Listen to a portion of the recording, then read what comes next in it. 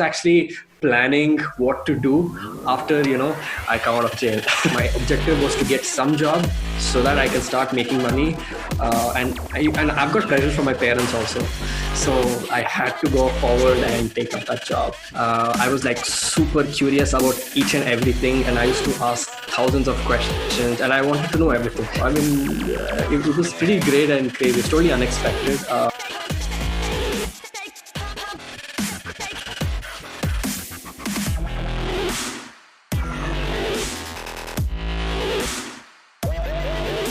What's up, folks? Today we have Chethan in the house, and he's known as Design Pilot on Instagram and on YouTube. And I think he just came out of nowhere on the design scene, at least from my point of view, and suddenly took over by a storm, and literally been growing multifold over time. And I really wanted to bring his story to light, and especially because as a self-made story, and the hustle he has done, it inspires me every day to see him hustling so much, working, learning, and teaching others at the same time. I hope his story helps you imagine, your career for yourself and take some cues and inspiration of what, how we can learn to be productive, how we can learn to teach, how we can learn to learn from Chethan. So what's up, Chethan? How's it going? How's the quarantine life going? Hey, what's up? It's good. I've actually been 3 times more productive because of no travel. Yeah. We've had this conversation before, and I know that you started as a CA, early on you were studying for CA. And then that is when you started, in college making short films. And that's when you got introduced to some of these software, right? Like Adobe, Suite, etc. But, at that time in college, let alone get some clarity, I'm going to pursue CA. Right, people don't even have that clarity, and here you are, not only studying for CA and then also learning design at the same time, right? Yeah. Mm-hmm. So what made you do that? Typically, people in that age don't do that. Started when I was in 10th, and me and my neighbors, we were spending some time during a weekend in my neighbor's house, and we were just browsing the internet, just watching videos and stuff, and we came across this channel called Nigahiga. And basically, so the guy behind the channel today is very popular, and he has 1 million subscribers and stuff. But back then, he was just making funny videos, these short films. They were just 3 or 4 minutes, and we decided, why not go ahead and make this for fun. The reason to make the video was just for fun. We had no other work to do, so let's just make this video. So you wanted to do TikTok before TikTok was cool. Yes. Yeah.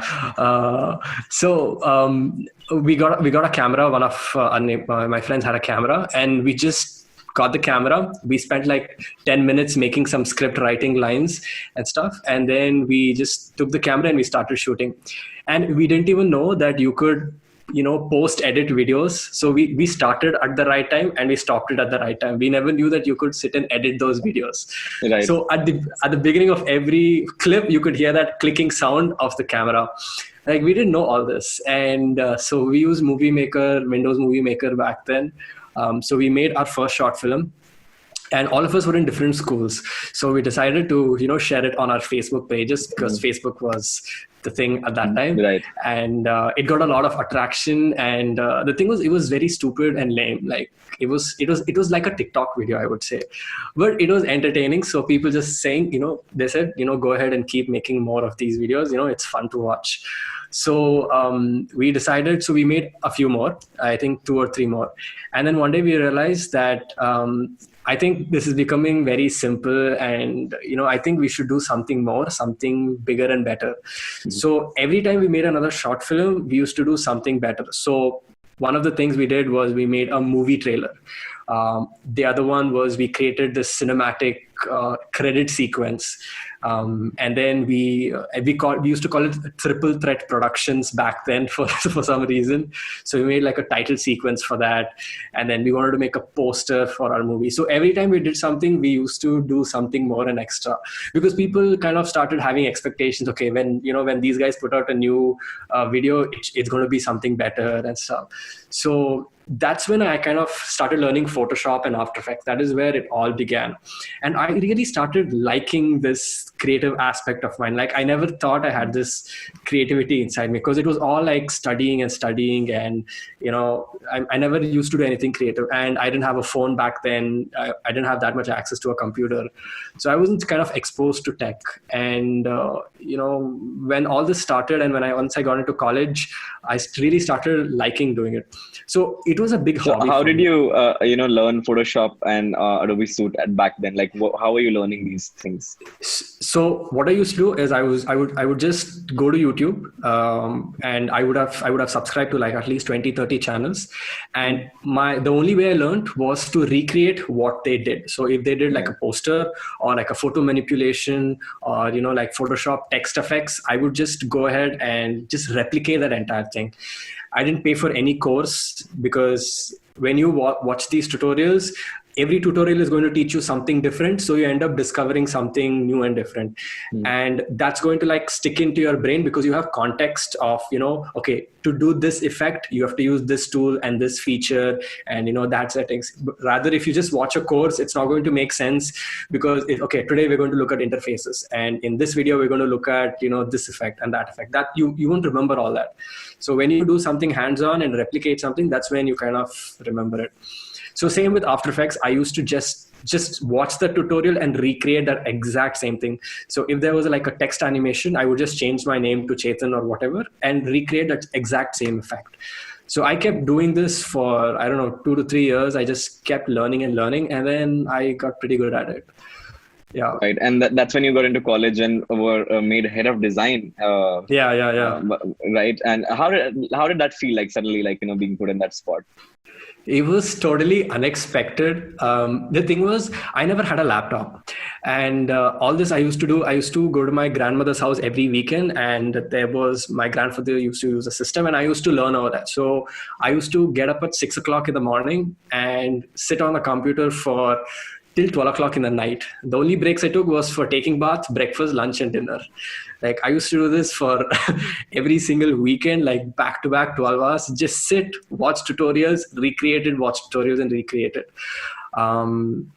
So I was pretty skillful at that time, and when they made me the head of the design team, I was like it was totally unexpected, because what happened was they called everybody to a room, and they said, okay, we are doing auditions for designing, to select the design team, and everybody bring your laptops. And I was this guy who brought a pen drive, but everybody else bought like Alienware and MacBook Air and like crazy laptops, and I'm this guy with a pen drive. And so I was like sitting in the last, because I knew I was not going to get selected. So when they called my name, I went and I put the pen drive in their laptop. So they used to like play everybody's videos or show their work in the projector behind, and then they used to make the selections. The moment they played my animations and saw my design work, they were mind blown, and they were like, dude, you don't even have a laptop, how do you do all this stuff and things like that. So it was pretty great and crazy. It was totally unexpected. I thought the requirement to getting selected was to have a laptop, just the way people think that you need to have a design degree to get into design. I thought to be in a college team, you need to have a laptop. But so they said, it's okay, don't worry, we just need your brains and your skill set. We want to do something cool. We'll give you a laptop, you can keep it, you can take it home, do whatever you want with it, but we just need you to be there.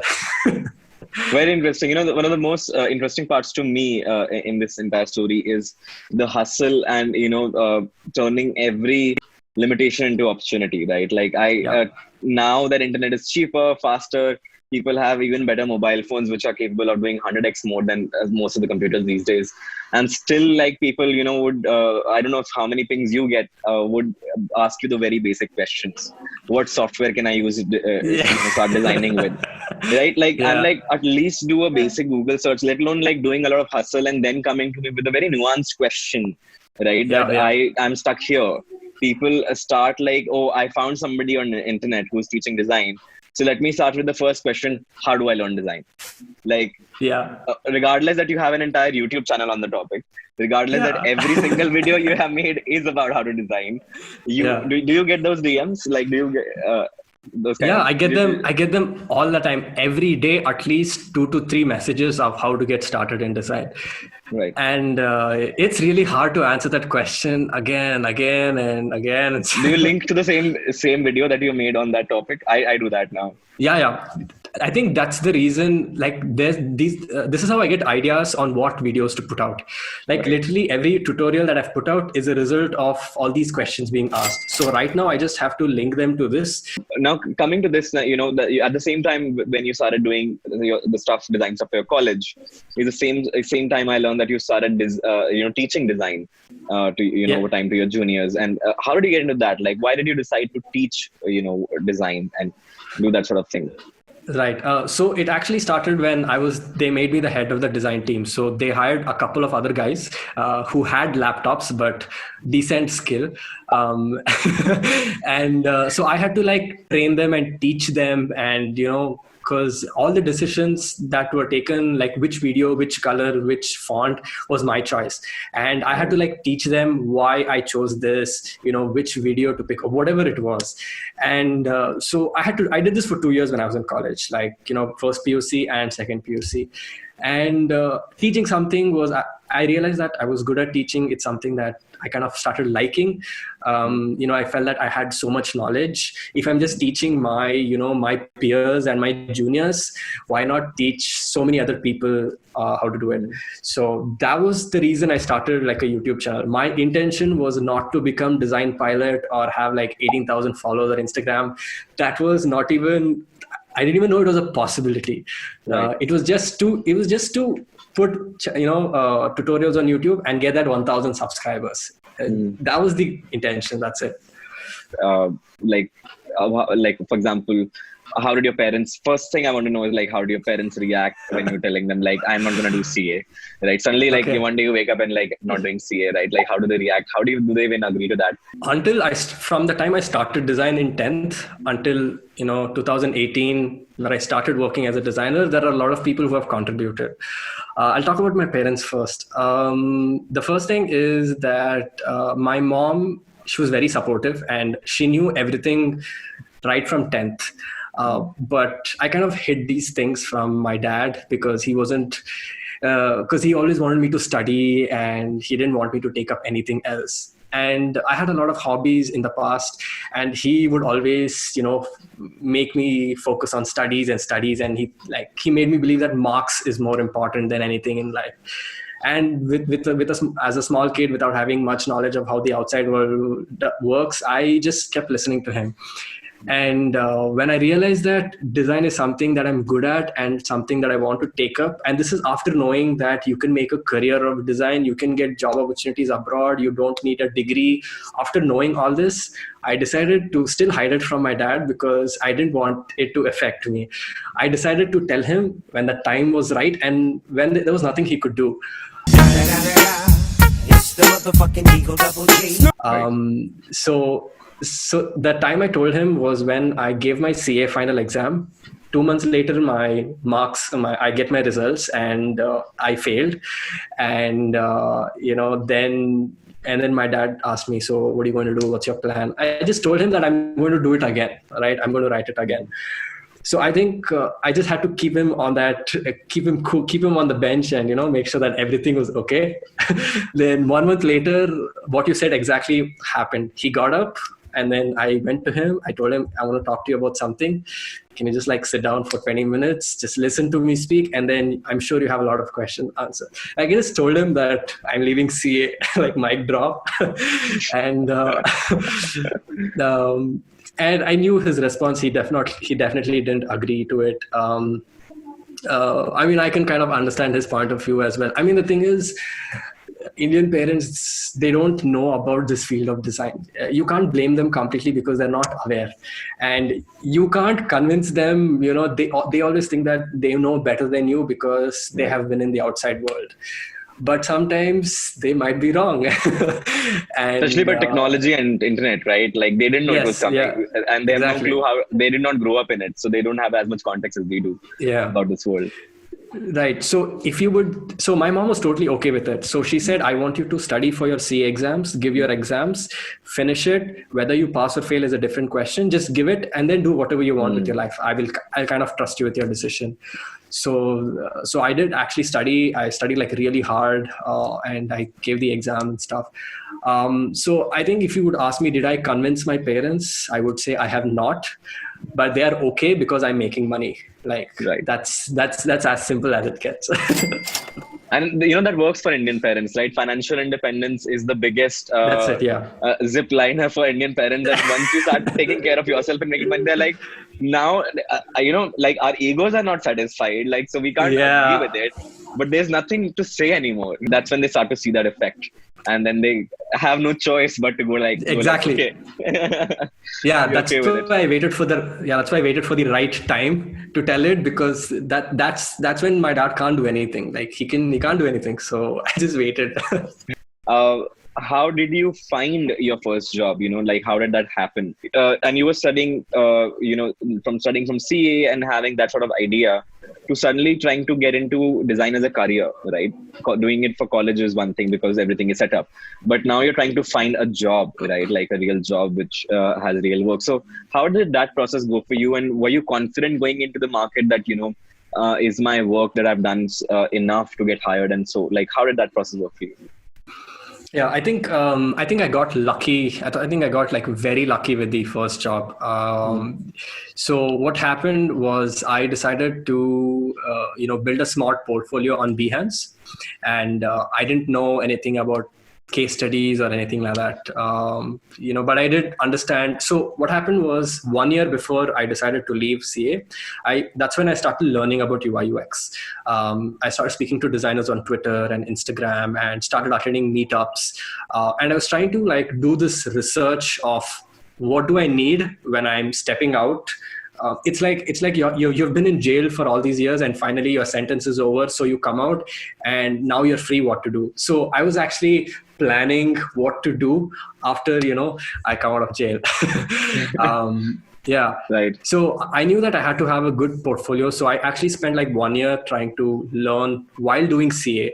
I used to like watch YouTube videos every time I was in the cab or in the bus, or when I had free time or when I used to come back home on weekends. I was learning and learning and learning. Like I sacrificed on everything else for this. And I actually so after my internship was over, that was when I started designing my portfolio. Until then, it was all learning. So I actually knew what I had to do. I knew which project I wanted to work on. I knew how to solve problems and stuff. So I actually gave myself 1 month, like a deadline of 1 month to get a job. The way I wanted to structure it was 15 days I spent building the portfolio, and the rest 15 days I start applying to jobs. So on the 14th day, I uploaded my Behance project, 2 projects on Behance. And immediately the next day, I get a call from this Australian startup. It was a very small startup back then. And they said that we were just going through Behance because we were looking for a designer, and in Bangalore yours came in the top 5, so we just reached out to you. I don't know how that happened. Like I said, it was complete luck. I think it was the timing which mattered, I guess. And so they said, do you want to join? And I said yes. My objective was not salary. My objective was not mentorship. My objective was to get some job so that I can start making money. And I've got pressure from my parents also. So I had to go forward and take up that job. Right. And I think you weren't there for very long, and then you moved on to Unacademy. And how did you find out about Unacademy? Like, how did that entire scene happen? Like, how did you get discovered? What was that like? So I had never heard of Unacademy at all. Like, I didn't even know who Abhinav was. I had like no idea. What happened was I think the 2018 Dribble Meet happened during that period, when I was working at the first company. So what they had done was that year they had invited a lot of designers, head of designs from other companies like Ola, Unacademy, Myntra and things. So, and they used to, post these things on Twitter and saying that we are inviting this person, we are inviting that person. So I would actually go and DM each of those people and asked them, how do I like get started in design? Like I had so many questions back then. And I used to ask the same question to everybody and get different perspectives from everybody, so that like I have like a group of answers, and I can start making proper decisions. So that's when I discovered Abhinav.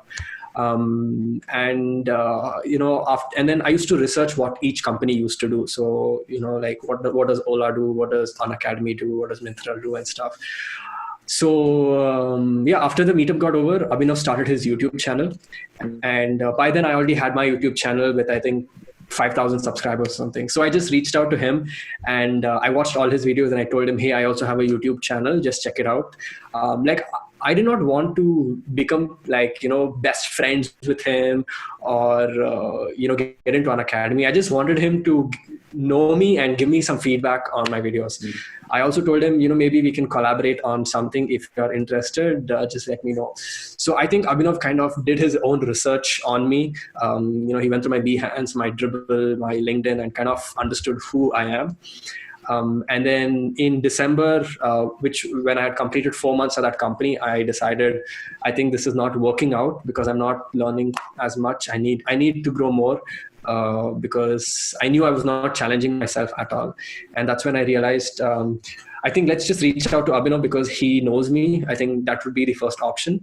So I actually sent him a WhatsApp message and I told him, hey, are you looking for designers? And he said, yeah, we are actually looking for designers. We're going to start looking in January. Why don't you come to the office? Then we'll have a chat. So I actually did not want to send him a WhatsApp message. I was like, who sends, asking for a job on WhatsApp, send an email, send it on LinkedIn. But then I was like, just do, yeah, like it's a WhatsApp message. He's not going to scold you or anything. And yeah, it worked out. Like if I had sent an email or LinkedIn message, I don't think he would have replied. So doing this small thing or whatever it takes, like really, helps out. Right. And, then you decided to move to Unacademy, right? At that point. Yeah. And how was the interview process like at Unacademy? Yeah. So, I think Abhinav already knew most. So Abhinav was actually looking for a person who had potential. He wasn't looking for a senior designer or anybody who knew everything about UI UX. He was looking for a guy who had a lot of passion and a lot of potential. And he already had done all his research around me by speaking to me on WhatsApp and checking out my work. When we went in, we sat twice. I met him twice. The first time he was just trying to understand me, understand my goals, understand what I want to do in life. He wanted to make sure that I would be a good, team member. So he was just like discussing. And then so when I went back, he gave me an assignment where he told me to download both the apps of Unacademy. We have the Educator app and Learning app. And he told me to do a heuristic analysis of, okay, I want you to like tear apart the entire app and tell me what features you can add, how you can improve the experience, this and that.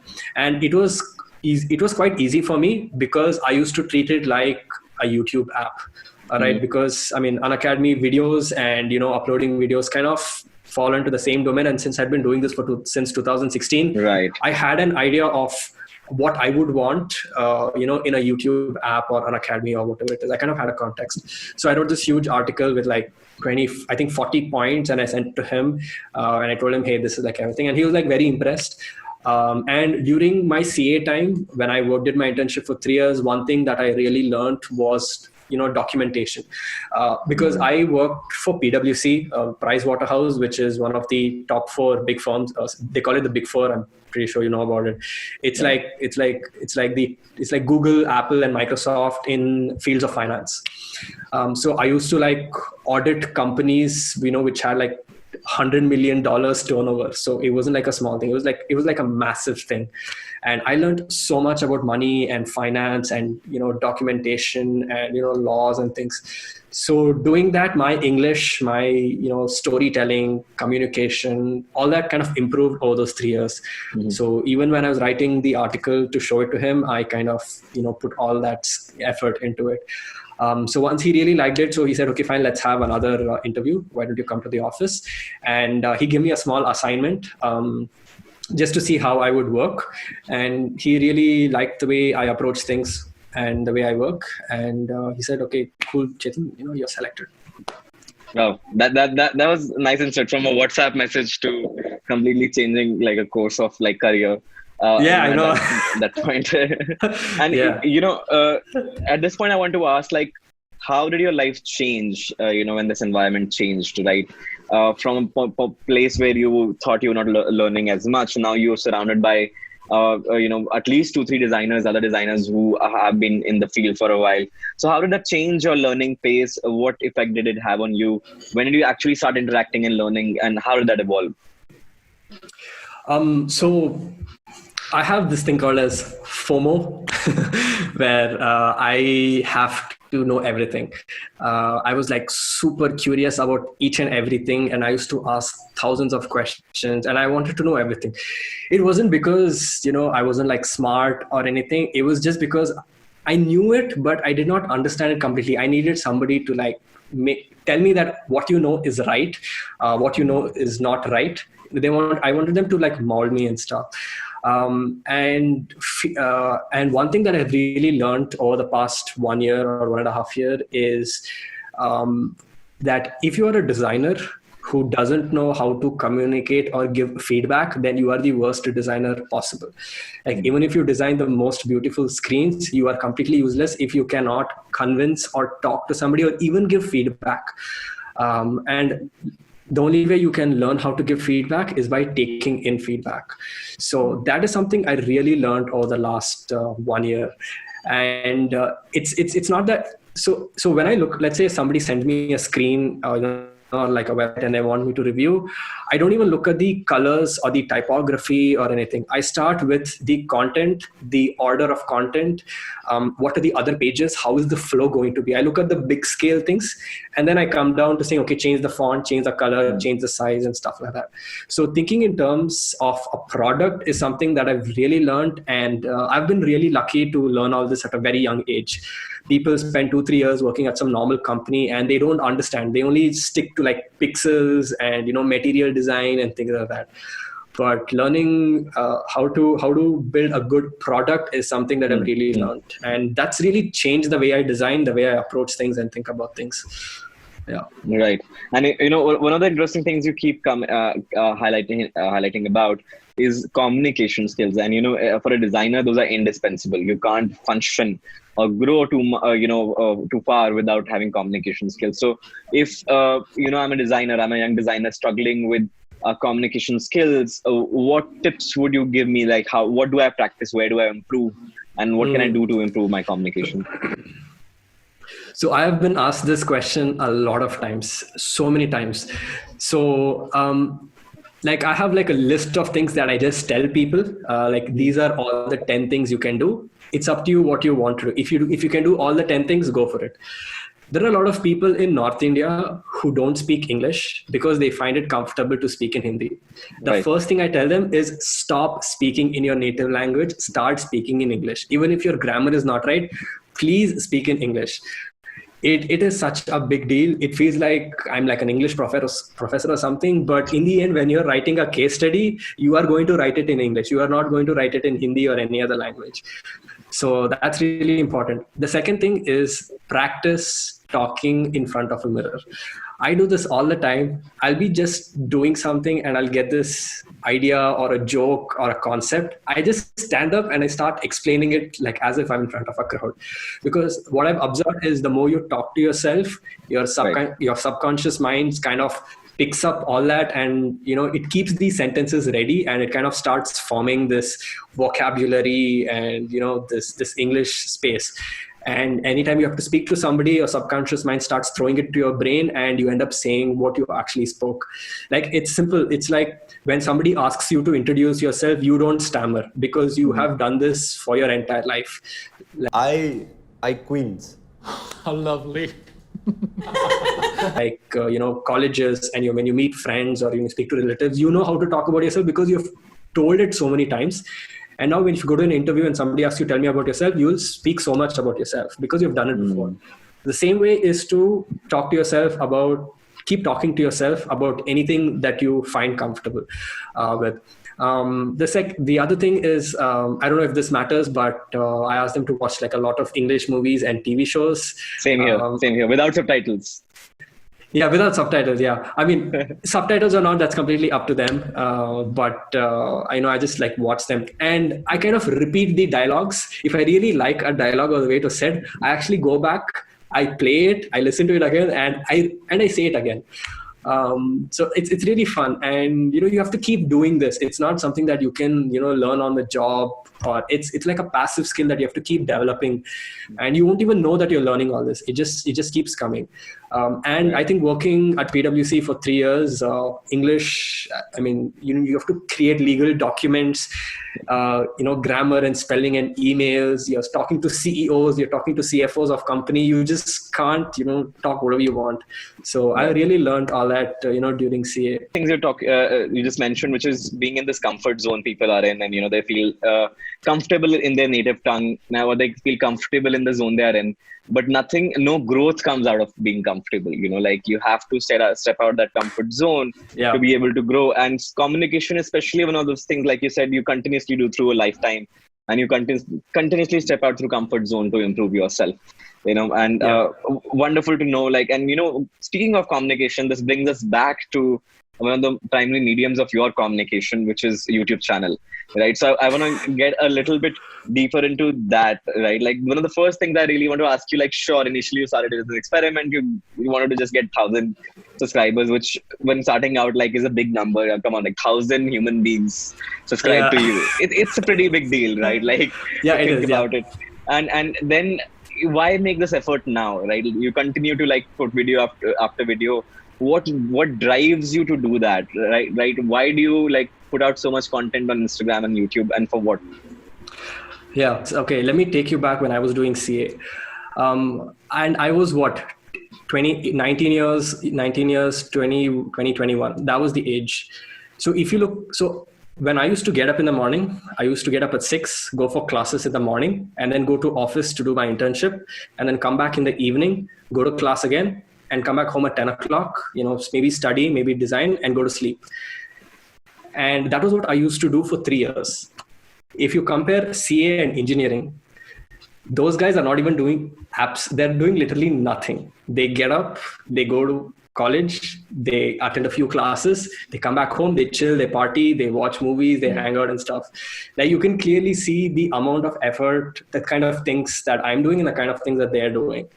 And these 3 years have actually shaped my personality, my characteristics, who I am today, because I have worked a lot. Like I have worked so hard, be it in design, be it in personal life, be it in career. I have worked really hard, and it's because of CA.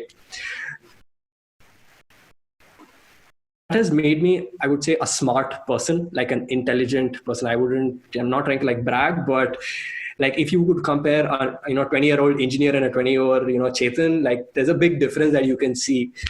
And I have seen companies, I've been exposed to the world. Well, you are in engineering, you have just been exposed to a few parks or pubs or malls outside your college, but I'm dealing with the bigger picture. So for me, and when I was learning design, there was no design pilot, there was no Abhinav Chikara, there was no King Siddharth, there was literally nothing. And for me, and today things are so accessible, you can reach out to any designer. There are Telegram groups, there are Slack groups. Design has become a really big thing now. It's more accessible, but for me it wasn't. And because I had struggled so hard and I was smart and intelligent enough, I was able to make it happen. But today, not everybody is like me, and I'm not blaming anybody or anything, but they need a push, all right? They are not motivated and self-confident, and they don't have that self-esteem, that I have. So I think, and now that I've understood the value of design, I've understood how important it is, and I've understood that, life is not just about engineering or doctor or medical or anything. There's so many other things that you can do.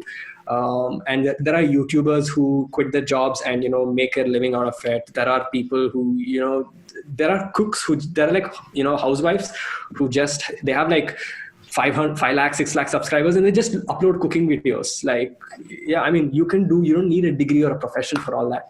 So I've understood that there's so much more to than just books. And I kind of want to help people as much as I can, like guide them, support them. Now that it's become, it's like the train has started, going, I don't think I can stop it. So I just keep posting and posting and posting. And it's something that I can't stop. One is I like it. Second is I like posting and teaching stuff. And the other one is it's definitely helping somebody or the other. So yeah, I'm just trying to do as much as I can to give back to the community. Sure. That's a really appreciable thought and noble thought, to give back and to help out and to sort of be that help that you wish you had when you were starting out in design. But, that, like you said multiple times, while narrating your story, it does come at a cost, like you did choose to do this, invest time here and in skill set instead of going partying or going, binge watching some series on Netflix. Or there's a trade-off there, because you, like other people in college, have 24 hours a day, right? You choose to spend them differently than other people do. Do you have any regrets around that? Like, do you ever wish that you chilled in college and instead? Like, do you wish ever that you could undo some of that and chilled a little more? Oh, okay. That's a very good question, actually. So a lot of people do ask me this question, like, Chethan, you had no college life because first of all, you used to go do CA work, when you were in college, and then all the free time you got, you used to, weekends, you never used to chill, you used to sit at home and do design work and stuff. So this is again something that I kind of understood. When you sacrifice something, people think that you will never ever get it back again, but you will get back what you lost at a future point in time, and you just have to wait for that. And I never used to get pocket money, so my parents never let me used to go outside with watching movies or spending time with friends. Like, I come from a very conventional family, and like these girlfriends and dating, and I was not even into all these scene at all. So whatever I lost with friends or partying, whatever, and even money, I would say I have everything today, like absolutely everything. There is no regrets at all. I feel so proud of myself that I actually had the sense to sacrifice everything for the better good. It's just like making an investment. You put all your money you have into funds or whatever, and 10 years later all that money comes back with so much return. Like, today you don't have that money, of course, because you invested it, but that money is going to come back to you later. So that's something I realized when I was doing my CA. Very interesting, very interesting point of view of putting investment, and I completely agree, because that's how I look at that as well. You can invest your time in an outcome which will give you multiple return, or you can decide to spend it in one of things. And it's funny that I relate to you at that point, because I faced that growing up as well. In school and college, my friends would be like, what are you doing? Let's chill here. Let's hang out there. And I'm like, no, I'm working. Like, who works in 11th, 12th in college first year? I was like, but I have clients. I have deadlines. I have money to make.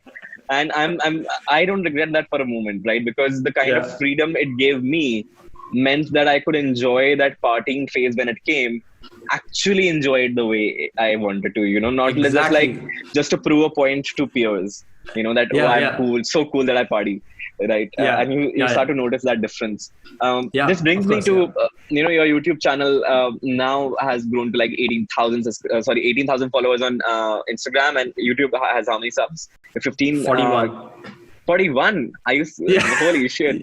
I think that's like crazy amount of like human beings like following you right now. Which brings me to very important question that I personally look up to you for, and a lot of designers look up to you for, is how do you and this is especially true for product designers, right? Product design a lot comes with packaging, right? Like how you pitch the product, how you package the product, and how it is perceived in the world. And I think you are one of the most phenomenal people I've seen who are really good at packaging. From YouTube video to Instagram stories to every single post is very well packaged, right? And what tips could you give to designers on packaging themselves better or selling themselves better when you see portfolios and people out there trying to sell their work or sell themselves? What are some common mistakes you see them make when you think they can improve? Okay. One of the things that I see is when people do something, they don't have a clear goal or an intention of why they're doing it. So I'll give you an example. Probably yesterday you saw my design about Splitwise, right? The reason I wanted to redesign Splitwise, and this was my goal for almost a year. It was always been on my list to redesign this. Now, there was no reason for me to redesign it. One of the reasons I wanted, a couple of reasons. So one reason was I had seen a lot of case studies on Splitwise that other people had done, but they were not good enough. And I felt that, okay, this is okay, but there is much more room for improvement. So my intention was to design Splitwise in such a way that nobody should ever feel like redesigning it ever. Like I want it to be so good that nobody should feel like redesigning it. That was number one. Second thing is people keep asking me why, like, how do you write a case study? What should I include in a case study and stuff like that. So if I show them a case study that I have written, and they will be able to relate to, okay, Chethan has done this, so maybe this is how the case study should be. Like rather than showing other case studies, why not make your own and make it really good?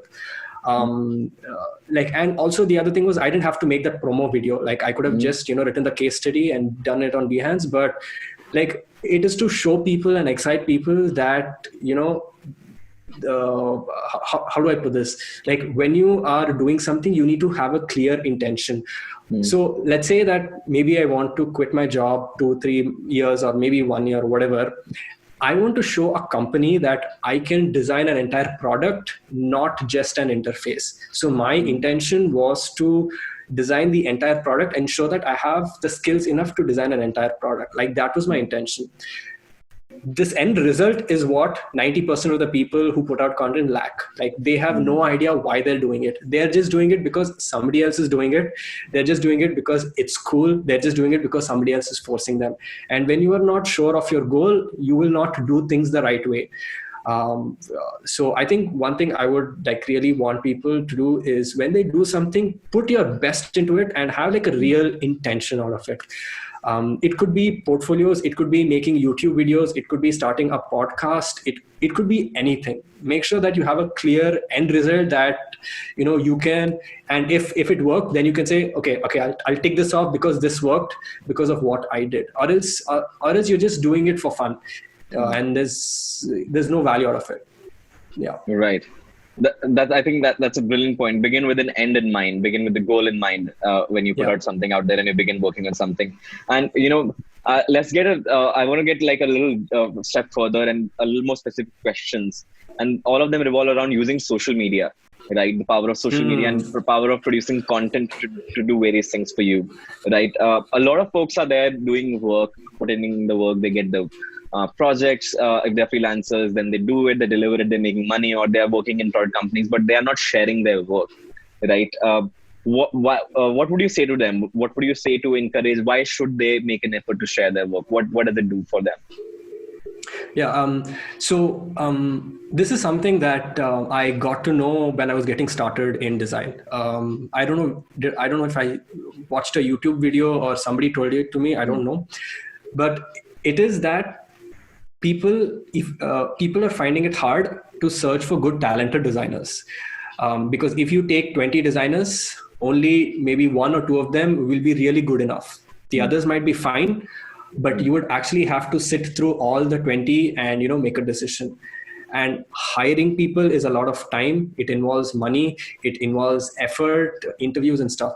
So if you make it easier for people to find your work, then it becomes much easier for the company hiring you, and it becomes easier for you as well. So to give you an example, when I put out my Behance project, I did not reach out to any company. They reached out to me because I had put out my work. If I had not, I would have not gotten that job at all. And I don't know what I would have been today. It was because of that, it all started. So if you don't put out your work, then you're the one who's losing out. Does it take time and effort and energy to make this? Yes. But again, investment, if the investment is 1x, the return is always 2x or 3x. That is something you have to understand. And once you understand that is what is going to motivate you. And that is what will make you put out content. And that is what you will get. So, yeah. Right. Makes sense. And, you also, used a lot of social hacking, as I would say, to, get a lot more access. For example, you volunteered at an international event and, you keep collaborating with people.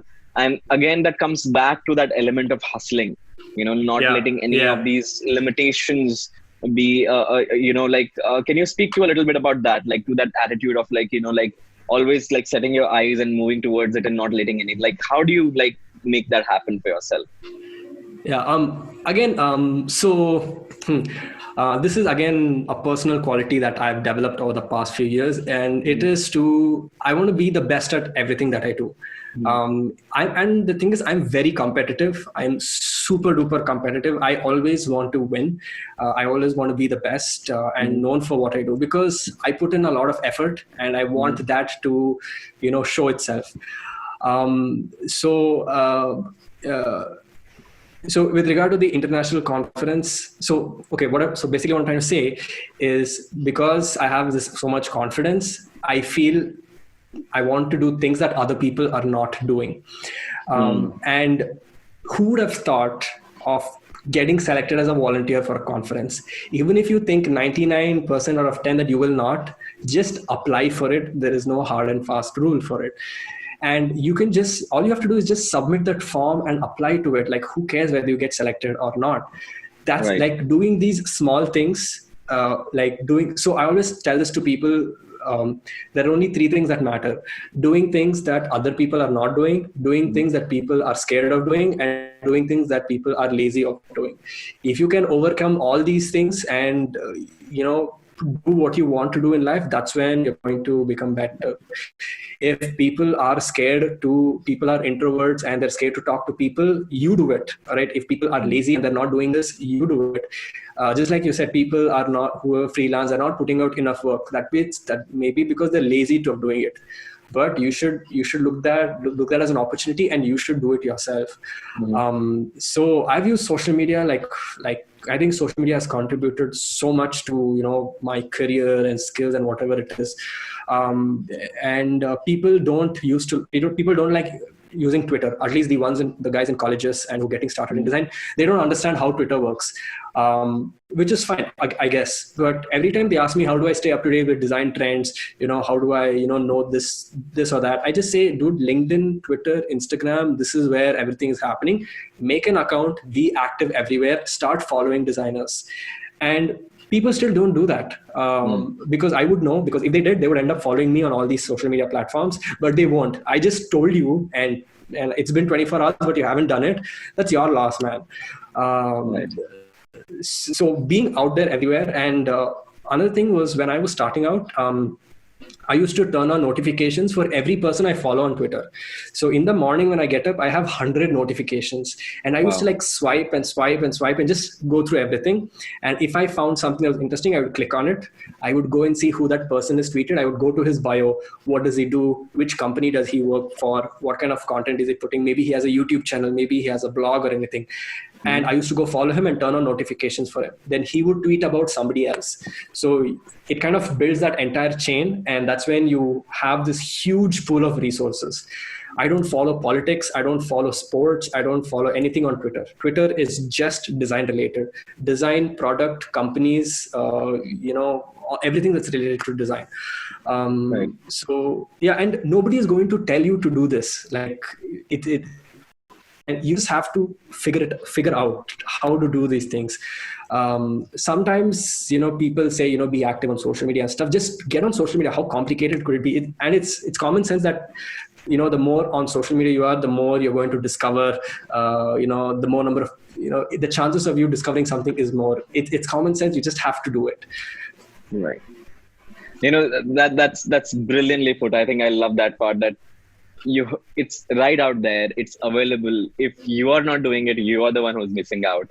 And exactly, it's so easy. Yeah. It's about making connections, it's about making that effort, it's about there's so much to learn. It's being dispensed for free. It's so easy to take it all up. All you gotta do is just first be present, observe, and then let your mind work it out and start getting involved in multiple kind of conversation and picking things up from there. Any tips for people who join in product teams, especially coming from a non-product background or first freshers in product team? What should you do in first 30 to 60 days when you join as a designer? Okay. A couple of things that I would say is, one is to understand how the process of designing and development and feedback and review, how does this whole thing, like let's say you're designing something, what is the entire process until it's shipped out to the world? Like kind of just, I don't know, you can speak to your design head, you could speak to your product managers or whatever, just understand that first. Second thing is, I would say always take feedback at every step of the way. Like keep taking feedback. Feedback is so important. I think one of the questions, I'll probably answer this right now, is would you want to work as a freelancer or would you want to work as an in-house designer? Right? I'll answer that right away. I would always want to work as an in-house designer because for me, feedback is very important. If I work as a freelancer, I don't get to work with any other designers, and clients don't care about giving feedback. They just want the end result and they'll give their requirements. But they don't think in terms of designer. And you can only grow as a designer with good feedback because there is so much more, but you know only 1% of it. And everybody knows different parts. Everybody knows those different things. And the more you guys discuss, the more you get. So I would always work as an in-house designer. So working with design team is very important. Like keep getting feedback, keep iterating, ask how somebody else would approach this problem. Take feedback from somebody else who is not working on that particular project. Maybe just go to the product manager or developer and then just show them and get their feedback of it. You don't have to implement it. Just get enough feedback. That's the second thing. The third thing I would say is to, keep learning on the side as well, not just like at work. Come back home and learn other things. It could be, so one of the reason I do side projects is because I get a lot of ideas, I get a lot of concepts, I do a lot of things which I'm able to do because I'm not restricted to office work. So there was, I mean, companies have design systems, they have a particular typeset, they have so many restrictions and you have to work with it. But you can only grow and explore and become more creative if you break away from those restrictions. So which is why you need to start working on side projects. It could be anything, absolutely anything. Just start working on something that is not related to your work, that is going to up your skills. Maybe learn motion design, maybe learn coding, maybe learn Webflow, or just do anything so that your brain is growing all the time. So yeah. Right. Very interesting point that you keep learning, whatever, it doesn't matter, like you keep learning. So the plasticity remains alive and your ability to learn and pick up new things, that curiosity, that brain function, keeps on. And a very interesting part you spoke about, which is talking to your design head or your manager or reporting manager about the process of building products in the company. And I wanted to at this point get into the nuances of building product and the process of designing at Unacademy, right? Is it like a set in the stone process that this is strictly how we design every product? Does it change and evolve in response to the the problem at hand and the team, and depending on the people? How flexible or rigid is it? How much is it predefined, and how much is it evolutionary as and when things happen? Okay. So it's really flexible at Unacademy. Usually when we get projects, the product managers come to us with the projects, and usually they just have a very small base on it. And the thing with startups is you can't have these predefined rules or restrictions because you are a startup. You are in the exploratory phase for another, until you're 5 to 6 years old, you are still in this exploratory phase and you're still establishing your product market fit kicks in. Yeah. When we get projects, we have a small discussion with the product managers. We kind of understand what is to be done. And it is really hard for designers because we need a good base to start working on, or else we'll completely end up going into 3 different directions. I have worked on projects for a long time, which have not even been shipped because they have been scrapped in the end because they realized, okay, we didn't need to do this. I think what we did was a mistake. And I've been working on that for 1 month, making iterations and feedback. And in the end, you scrap it. And I can't even put it outside. So, my skills are waste. This happens. I mean, you can't do anything, but it's hard for us. You just have to live with it. And, it's a part of... But what do you mean by a strong base? You said designers, what do you mean? How do you define a strong base? What is the company trying to achieve by doing this? What does the company want with this?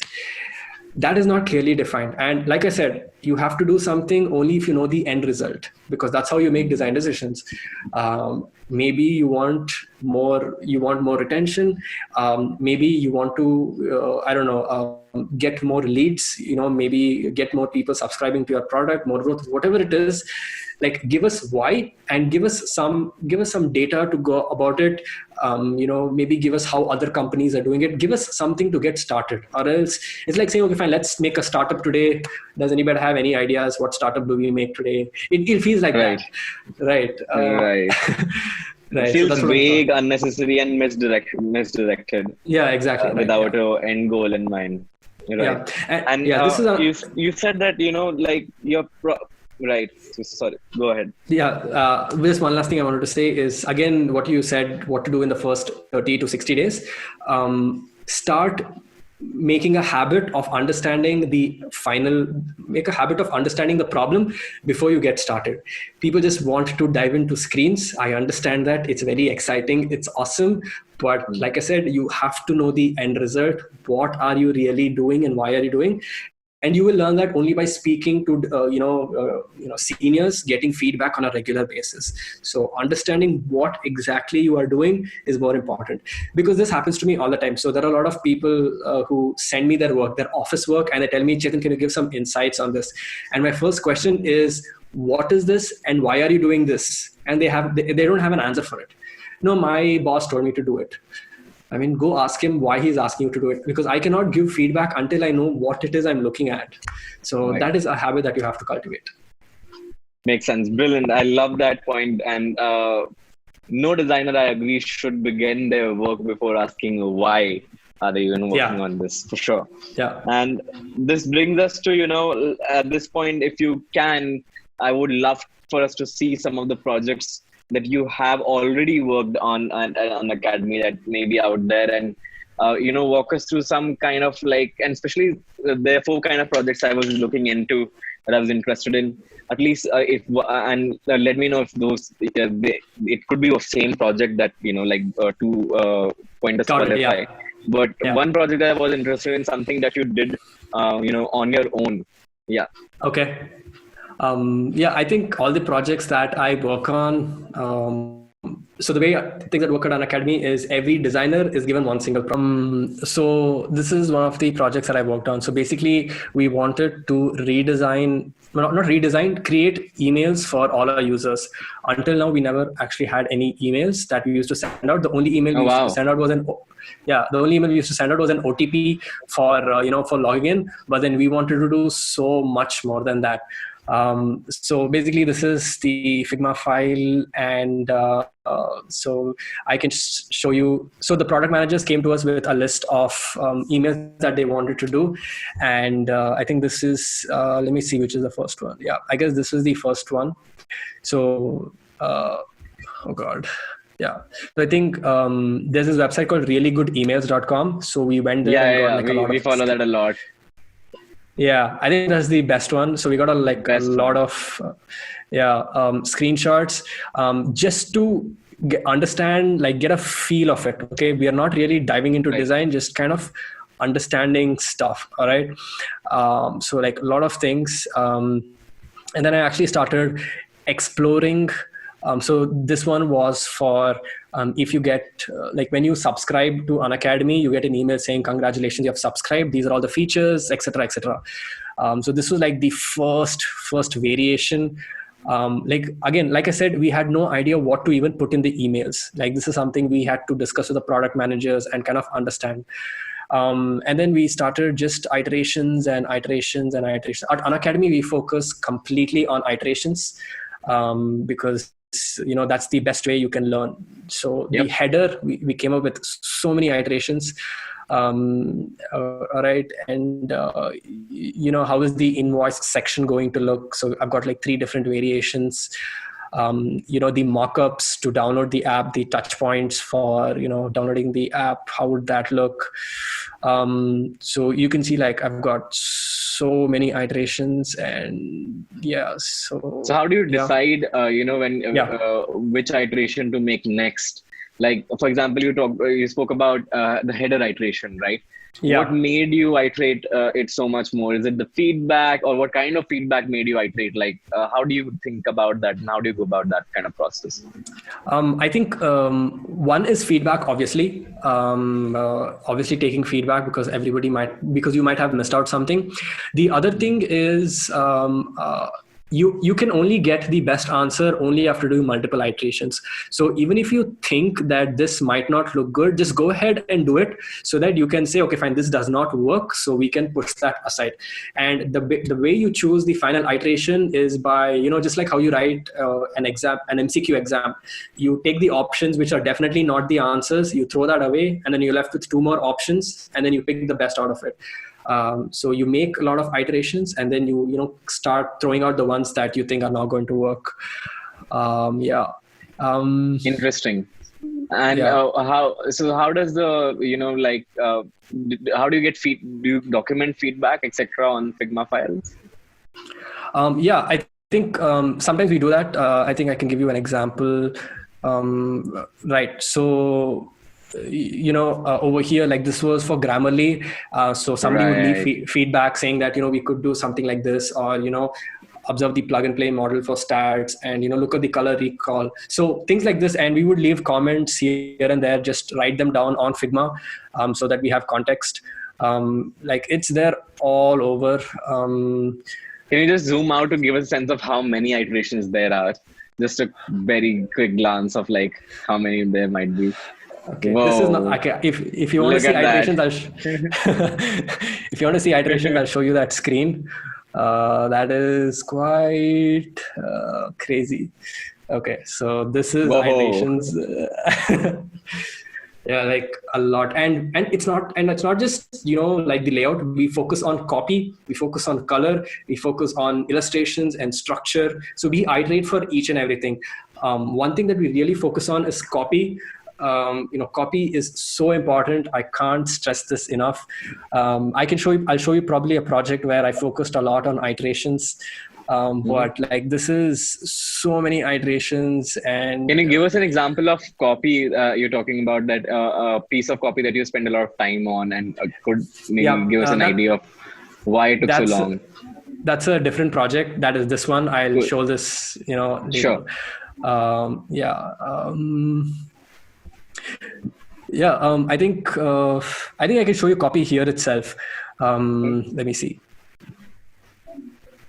Okay, here are more screens. And, if you look at the final ones that we did, I put this, namaste emoji to say this is enough. Right. I can't go more than this. Right. Yeah. This is basically like a monthly stats that you get. For how many lessons you have watched, your streak and stuff. So like, let's check your monthly stats. Here are detailed insights. That's one version. Monthly learning report. Here are detailed insights into your January 2019. Then here's another one where you have this like a tag. And then here we kind of change the layout a little bit. So here is your monthly UPSC CSE stats. Ooh. So, and then your monthly stats is finally here. So we try so many copies just to, make sure that we have the right one. Right. But how do you decide which one is the right one? Like out of these, many look interesting. Yeah. I don't know. I think that's a call that the senior designers, product managers, and the CTO takes. I think like as a designer, you should give in your best and give all your inputs. But then I think what gets shipped is left to the product managers and, the CTO. Right. I think like you can tell, I feel that we should go with this, we should go with that, you should give in your inputs. Right. This is my recommendation, this is my feedback, this is my encouragement. Right. Yeah. And the second kind of project I want to speak about, I think there are two more kind of we can talk about. Is one is a complex project that required collaboration. I think I skip that because individual projects. So exactly right. Yeah. So something that then I think the second one big complex project that took a while. Okay. I would say this is that project because right. This has been so hard. Yeah. And who would have thought email I have seen a lot of non-designer, especially product managers and non-designer managers, even engineering managers go like, give email design to interns. I'm like, are you kidding me? Yeah, Do you have I know, I know. idea, like what it takes to design an email? Like, Yeah. give an email design. You'd never give an email design to intern. You never ever Yeah. do that. Exactly. Okay, I think I what think I even other made projects do you have iterations. for us? Like, that you want to walk us through? Yeah, I'll just share this one thing. Like, even made iterations for a dribble Oh, shot wow. that we put out. So Yeah. iterations here as well, and then we picked the best. Because we never believing in getting the solution like immediately, just 2-3, and we get a nice one. So yeah, one that I think made a lot of impact, and which was a really hard project for me also, was the testimonials page. So we had to make this like an entire landing page. And the idea was that people would tap on this through an Instagram ad or a YouTube or a Facebook ad, and they would land here, and they would get some idea. This is not our landing page, but this is some sort of website that they wanted. And okay, let me see if how many pages. Okay, I just have one page. Cool. So again, I started off with getting a couple of ideas of landing pages, references. I always start with that, whether it's useful or not. And then I found this, okay, I don't know what this is. Anyway, yeah. So, and the thing with landing pages are really, really hard to design. Because I think with landing pages, copy is the most important thing. And I can't mention this enough. Copy is something that I've really learned. It can make or break the design, wrong copy. Yeah, totally. Yeah. I think, I don't know. This is something I worked on really long back. So I don't remember much what I did here. Just trying to figure it out. Yeah. Yeah, I think so. Like different ways, again, iterations of presenting the section, with a video or, with images or like a carousel. How do we go about it? Yeah, I think, and this did really well for us. I got to know that we got a lot of people who kind of checked out the product, not necessarily bought a subscription, but they really liked it, and we got a lot of traffic from this page. So that was good to know. So yeah, the other project I want to talk about is this has been my most favorite project. I hope this thing loads. Yeah, so this is the year in review 2019 that we did. Ooh, yes. Yeah, so this is a big project for me at least. So the idea was, okay, let me show you last year's. Let me see. Okay, so this was last year's. 2018. Right. Yeah, and that is all. That's it. Oh, that's all. That's it. 2 scrolls. 2-3 scrolls. Yeah, just 2 scrolls, and that's it. And it doesn't even look nice. So this time we said, okay, we got to do something different. Celebrate it, as my team likes to call it. Yeah. Yeah, so again, we got a couple of references and we started. The thing is, we just had 2 weeks to finish this off. The first thing we did was actually, we wanted to make two of it, one for our learners and one for our educators. So we made a list of all the stats that we would show. And this is, again, where you have to, as a designer, put inputs. It's not that the product manager is going to come and give you all this. If this is where you start thinking of a product. If you were to design a year in review, what are the things that you would think about when adding to that? It's not a design decision, but it's a product decision. Do you think we can get these stats? How do you show these stats? What if maybe the stats for a particular statistic is 0? Are you going to show an error screen? I mean, you can't show an error screen. Are you going to remove that? So you have to think about the product as a whole. Right. Yeah. So we wanted to stick to something with the brand colors and illustrations and stuff. So I just made we didn't do too many iterations because we didn't have time. So I think one iteration is, the top favorite educators, how they would look, learning hats and just different styles, just quick iterations. We even went to a totally different direction where we tried something like this, but we decided, to stick to the first one. Right. Yeah. We realized that, this is not good. And again, copy makes a lot of sense here. So let's look back at everything you've accomplished in 2019. That gives me a feeling of I've done something. Exactly. So rather than just saying, okay, here is your year in review 2019, like make it much more fun and engaging. And we use this word called as crack because we use that for, you cracked your exams. So that's like Right, phrase we cracked use. So UPSC, we cracked wanted to, CA, yeah, yeah, and all this, yeah, right. all these things. Like we didn't want to say, here is your year in review 2019, like make it, feel nice. So again, Right. copy, we played like an important role. Is there anything else that I can show?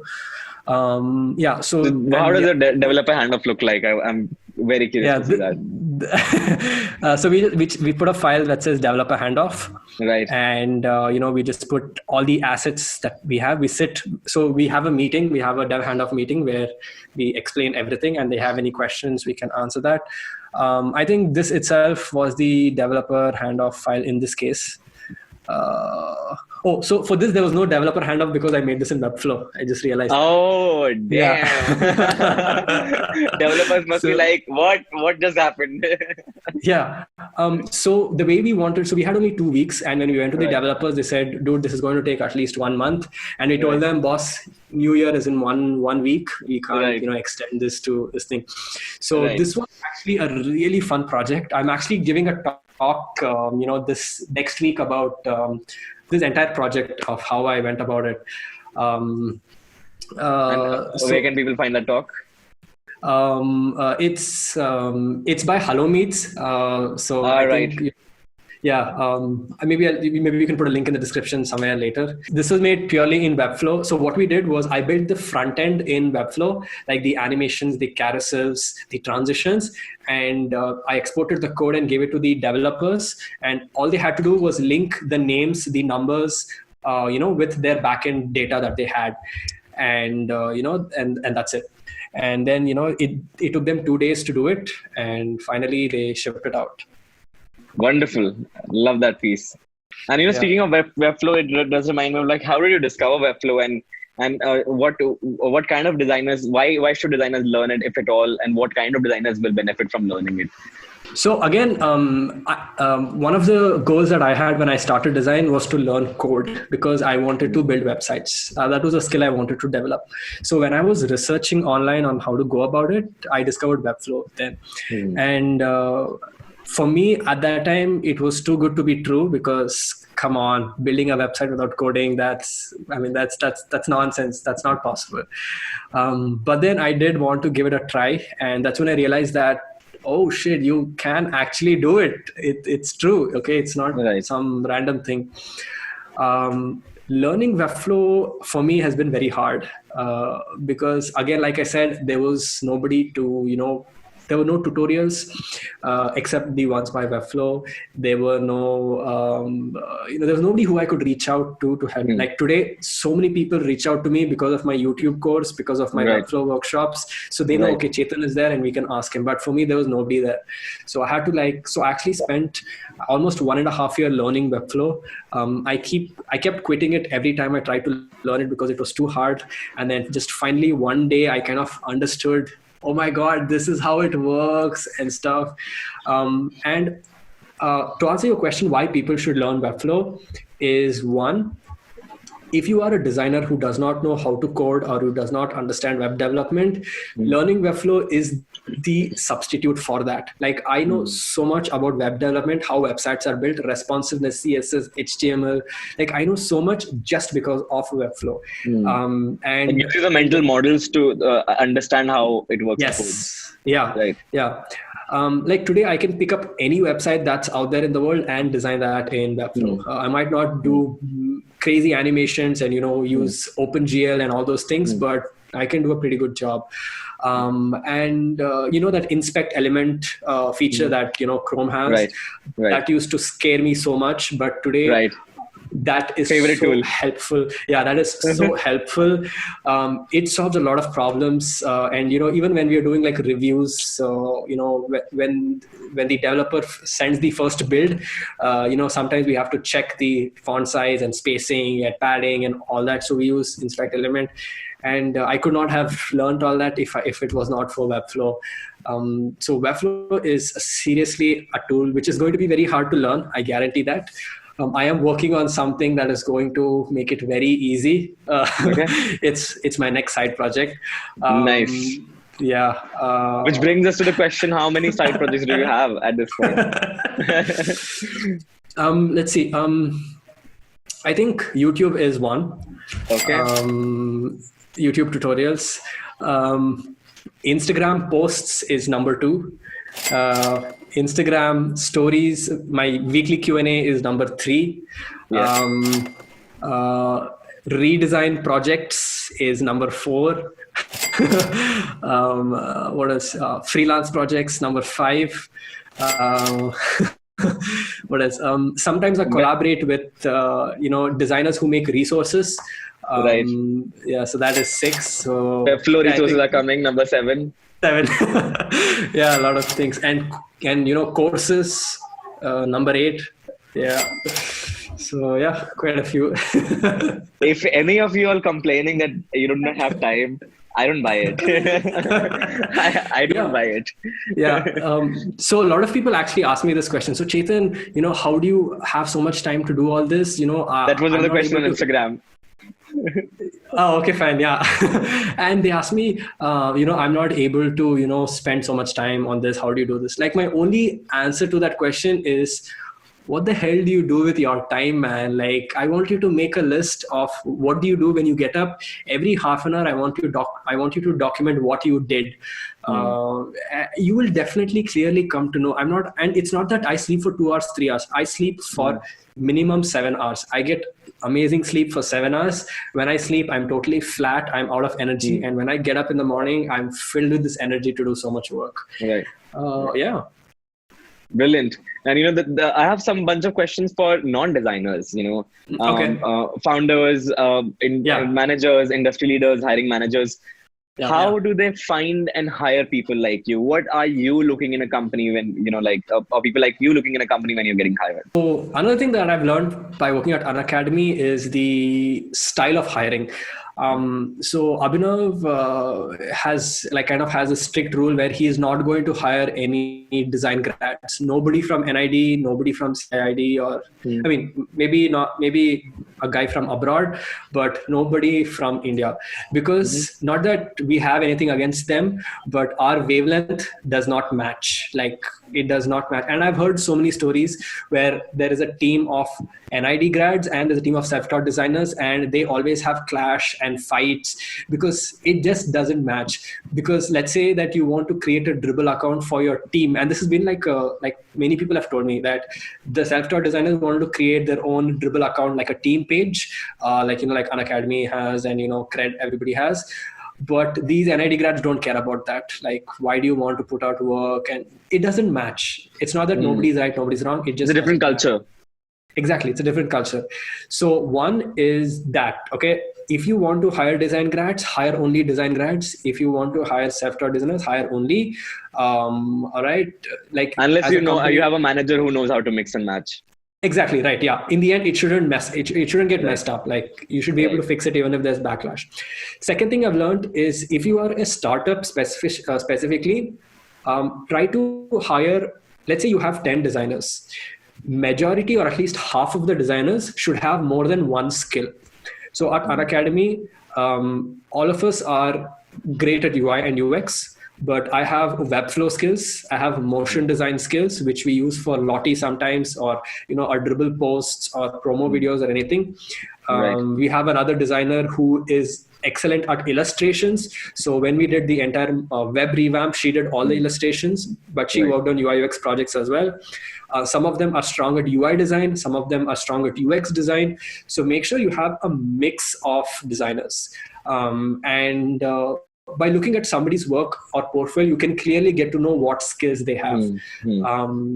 So that is one thing. I think that's pretty much. So make sure you have a mix of designers. Make sure what kind of design team you want. It should kind of, it should meet your goal. If your company is based into research, then focus on probably grad students or people who like research, and maybe less of visual designers.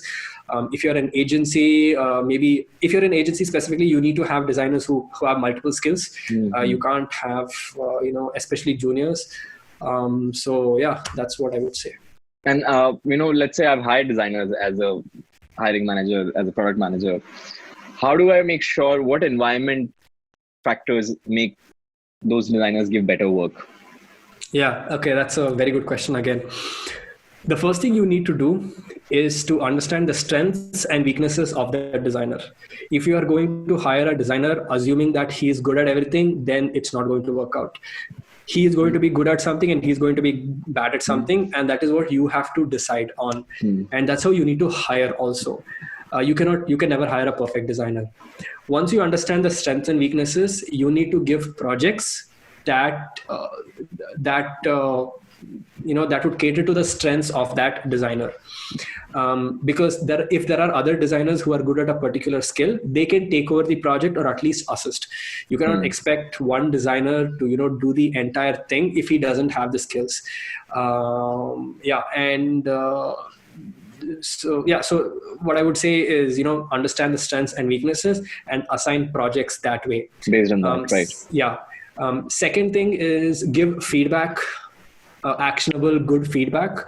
Like I said, even forget designer. If you're not a person who doesn't know how to give good feedback, then you're totally useless, because I'm not getting any value from you. Whether you're a product manager or a CTO or a CFO, whoever you are, just give good feedback. I think these are the mainly two things that I would say. Right. Yeah. Right.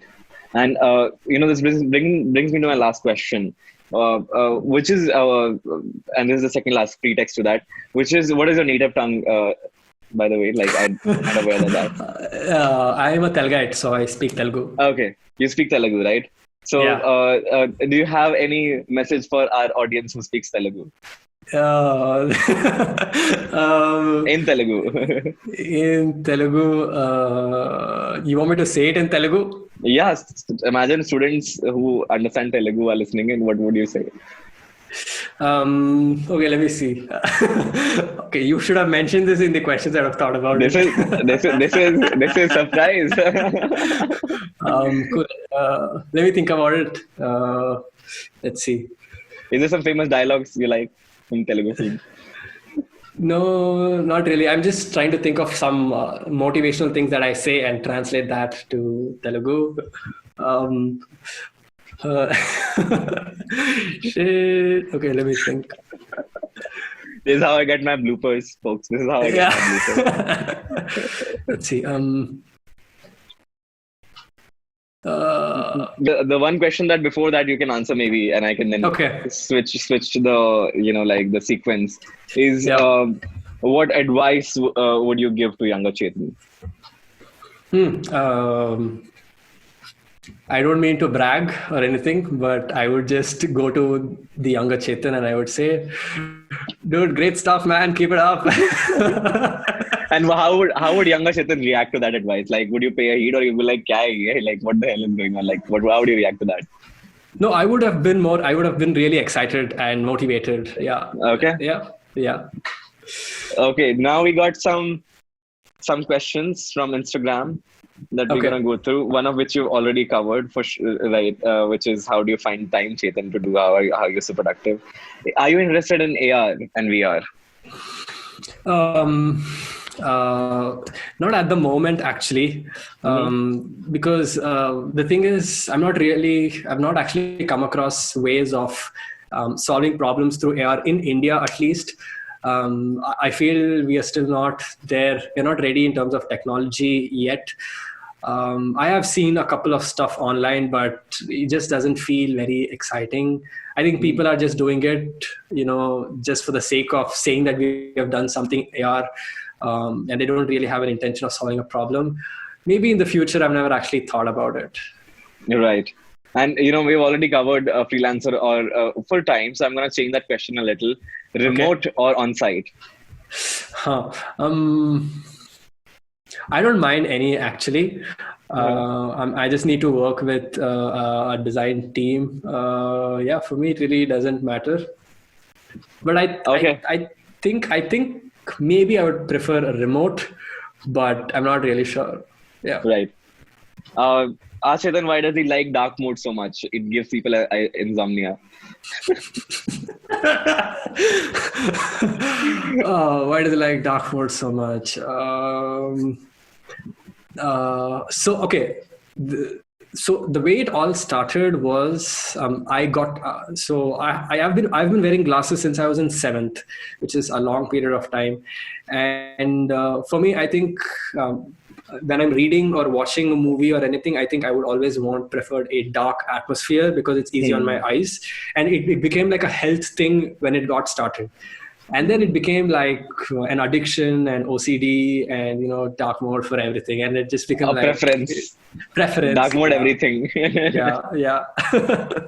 Since you promote Webflow so much, are you getting money from the lobby for your channel?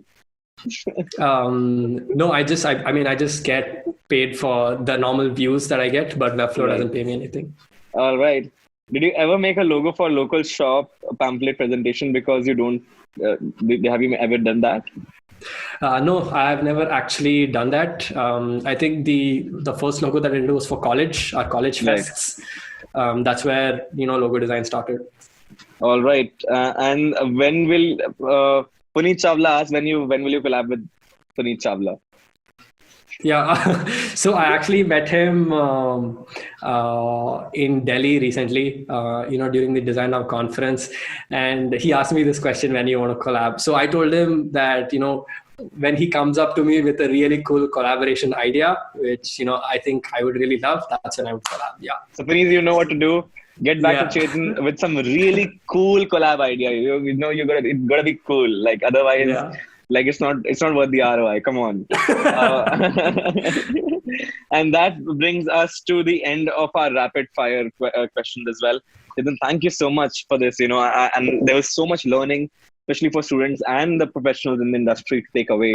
And I hope if one thing all the students can take away is the attitude of hustle, attitude of not giving up, and always being relentlessly resourceful, trying to find new ways to solve your problems and achieve your goal. That's one of my biggest, point of inspirations of when I look at Design Pilot, and I hope you take that away from this interview as well. And thank you so much again for joining in. Thank you so much for watching, and don't forget to like, share, and subscribe.